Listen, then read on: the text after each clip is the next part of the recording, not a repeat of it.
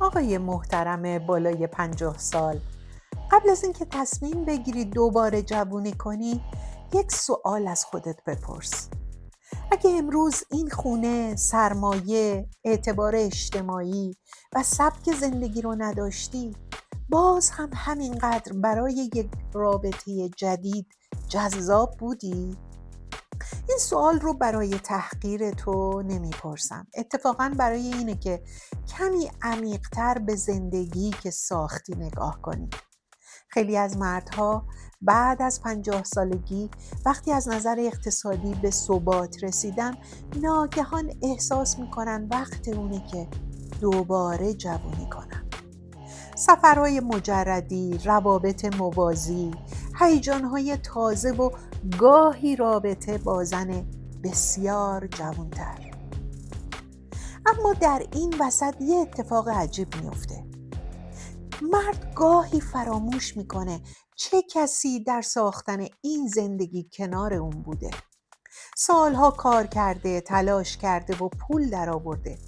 اما آیا فقط خودش این زندگی رو ساخته؟ گاهی همسرش سالهای جوونیشو صرف بزرگ کردن بچه‌ها کرده.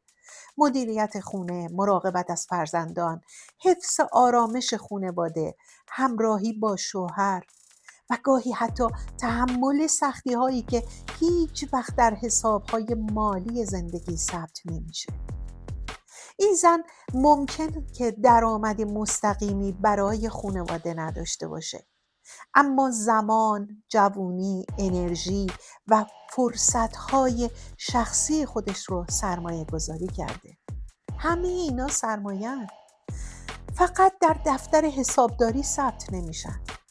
حالا ممکنه که مرد بگه من که برای خانوادم همه چیزو فراهم کردم. درسته، اما یک سوال دیگه: آیا همسرت فقط مصرف کننده امکانات تو بوده؟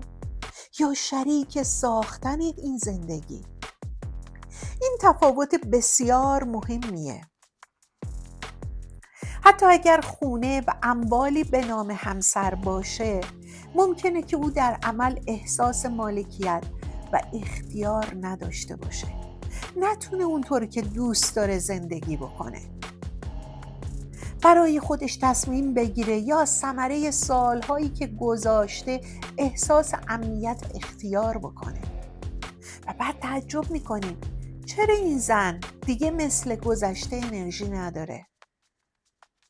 گاهی زن در 50 یا 60 سالگی دیگه دنبال تجمل و هیجان نیست. دنبال امنیت، احترام، اختیار و دیده شدنه. و ممکن هست تنها جایی که هنوز واقعا احساس زنده بودن میکنه کنار نوه‌هاش باشه. حالا برسیم به رابطه جدید. من نمیگم هر زن جوونی که با یه مرد میان سال وارد رابطه میشه دنبال پوله. این قضاوت هم غیر منصفانه است، هم از نظر روانشناختی ساده انگارانه. اما واقعیت اینه که اختلاف سنی زیاد همراه با اختلاف قدرت اقتصادی میتونه رابطه رو تحت تاثیر قرار بده. بنابراین مردی که از نظر اقتصادی بسیار قدرتمندتر هست باید از خودش بپرسه اگه پول و امکانات من از این رابطه حذف بشه، چه چیزی از جذابیت و پیوند ما باقی میمونه؟ این سوال مهمیه. اما شاید مهمترین حرف من برای آقایون بالای 50 سال این هستش که اگه واقعا میخوای از نیمه دوم زندگیت لذت عمیق‌تری ببری، لزوماً لازم نیست زندگی قبلی تو دور بندازی تا دوباره جوان بشی.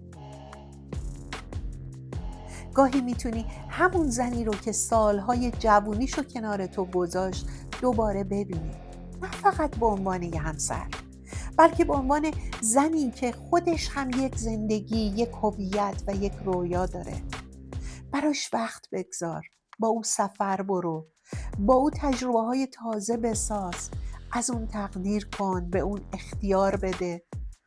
و اگه سال هاست هیچ وقت به اون نگفتی، که میدونم تو هم در ساختن این زندگی سهم داشتی، الان دیر نشده، همین الان بگو. و یه چیز دیگه، پول میتونه امکانات زندگی رو زیاد بکنه، اما لذت عمیق زندگی رو نمیخره. اگه بعد از 50 سالگی هنوز برای خوشبختی به هیجان رابطه های تازه نیاز داری، شاید مسئله این نباشه که زندگیت پیر شده. شاید مسئله این باشه که رابطت رو دوباره زنده نگه داری. جوانی کردن واقعی شاید این نباشه که یک آدم جوانتر وارد زندگیت بشه. شاید این باشه که خودت دوباره زنده بشی، کنار کسی که سالها در ساختن زندگیت سهم داشته. و اگر هم تصمیم به جدایی یا شروع رابطه جدیدی داری، حداقل با خودت صادق باش.